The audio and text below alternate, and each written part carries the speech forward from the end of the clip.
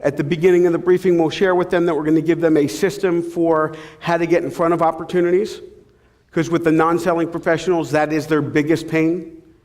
Their belief system is that their close rate is somewhere north of 150%. It's just getting in front of the opportunity, but once somebody gets in front of them, they'll see how great they are. So we will talk about a system and a process for how to do that, and a system and a process for what to do once they get in front of someone. It makes them more comfortable knowing that there is a system in place, there's a process in place. It's not something that you're born with. We'll joke with the salespeople that we know that they have two systems that they use. One is typically winging it, the other is flying by the seat of their pants.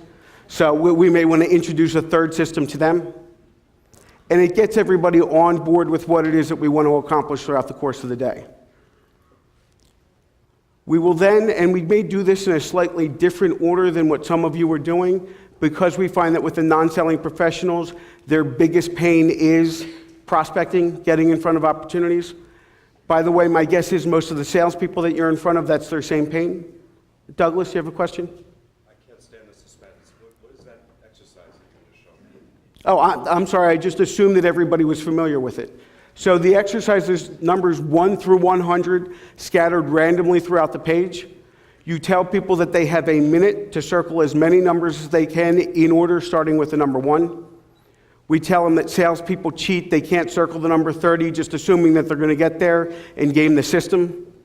Then we'll joke that attorneys are even worse than salespeople, and everybody in the room will laugh. We have them go through the exercise. As they're going through, I'll set expectations like, geez, average person gets 45 or 50. You've got 30 seconds left, and they're scrambling around, and most of them get like 20, 22. I'll tell them how disappointed I am that we're going to have to do the exercise again before we continue, because they're just not at the level they need to be for us to even continue the workshop. So I will then have them turn over the page. You can see up on the screen on the top line in the middle between the numbers 61 and 14, have them draw a vertical line down the page. Along the left-hand side, the numbers 41 and 63, have them draw a horizontal line across the page. It breaks it into 4 quadrants. The number 1's in the top right-hand quadrant, number 1's in the top left-hand quadrant, number 2's in the top right-hand quadrant, number 3's in the bottom left, number 4's in the bottom right, then number 5 is in the top left-hand corner. I say, now that you've got that information, I'm going to give you another minute to see how you do. They do 2 or 3 times better, and I'll ask them what the difference between the first time and the second time is, and they'll say things like, well, I had smaller areas to look in. I knew where to go to look. I had a process. I had a system. And then that's when we'll go into, geez, how many of you have a process and a system for prospecting for what you do once you get in front of your prospects, and that's what we'll use to get into the workshop. The next thing that we'll do before we get into the Wimp Junction talk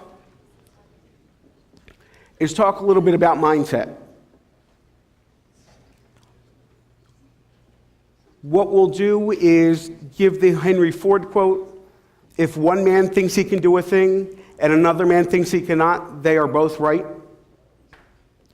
We will then ask them why we gave that quote, what they think it means. Someone in the room will get that it's your mindset, and if you go in and you think you can do something, you can get it done. And if you go in with a defeatist mindset, you're never going to accomplish it. We'll tell them that that applies to sales and business development, and that if they come in thinking that they can't do it, then they'll have a self-fulfilling prophecy and they won't be able to do it. But if they think that they can do it, that they may be able to have a chance to be successful, that they will be successful with doing this. We also ask them how long their issues have been going on. And if they've been going on for a long time, what are the expectations? What are the chances that in 1 2-hour session, they're going to go away forever? They all agree that that's probably not going to happen. We want to let them know that this isn't the system. They're not going to get everything in 2 hours. We'll also ask for a show of hands of how many have been to a 1 or 2 day workshop. Ask them how much information they retain after that workshop. They get that it's only 5 or 6%. So we'll share with them that we believe in ongoing reinforcement training. What we're looking to do is build skills, not have you run over hot coals at the end of this workshop. So that's the mindset that we try to give them going into this. We'll also share with them that there's only one time that the training doesn't work, and that's if they're not using it. That we'll share with them that there are some people who sit in class as an intellectual exercise, that we're better with volunteers than prisoners. If somebody's being forced to go, they're not going to get anything out of it. So that, they've got to have the right mindset if they want to get results. Next, what we'll do is we will have everybody go around the room and give a brief 15 to 20 second introduction. One is worse than the next when they do it. As they do the introductions, we will ask them what brought them to the workshop. What was it that what they were hoping to get out of the 2 hours? And basically what we're doing is building an agenda with pain. And the non-selling professionals, their pains are really not much different than the business owners and the salespeople.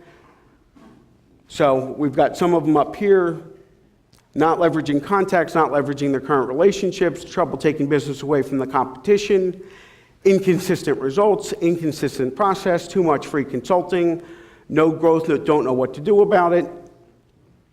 And we'll go through, and the non-selling professionals will quickly see that they've got the same exact pains that the salespeople do. The business owners will talk about the fact that they're frustrated because they're doing 70% of the sales of the company and they've got 10, 12 other salespeople. The managing partners in firms will complain that only 1 or 2 of the partners are bringing in business and they're feeding 20, 30, 40 other professionals.